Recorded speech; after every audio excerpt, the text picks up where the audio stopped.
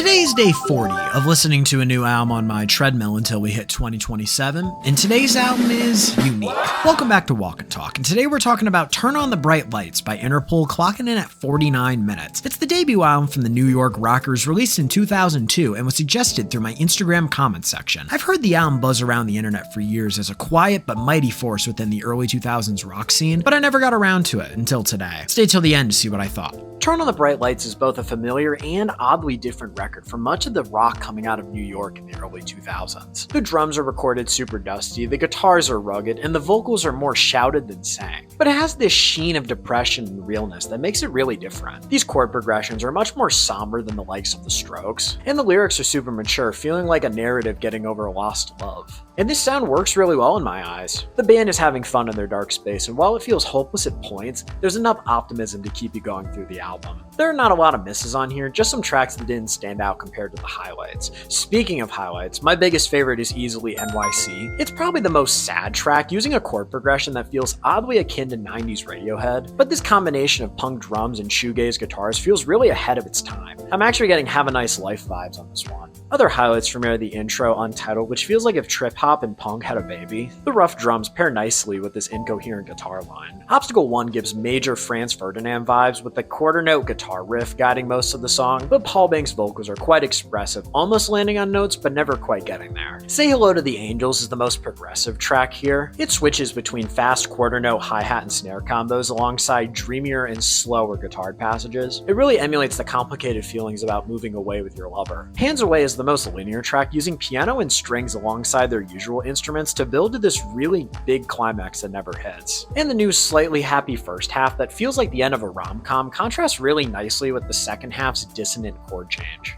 My least favorite on here is probably Obstacle 2. I find the layering on Paul's vocals to be really distracting and also a bit unnecessary because his singing here feels really passionless. Overall though, I'm feeling a straight 8 on this one. I really needed this record today, and I feel like their spin on the NYC sound felt really bold for the time. In a time celebrating the youthful spirit, it's refreshing hearing an album that's so honest and upfront about its negative emotions. I definitely am going to come back to this one pretty often. Welcome results are coming to you right now. Make sure y'all like, follow, and comment any albums you want me to do in March or anything I might have missed from this record, and I will see you all for day 41.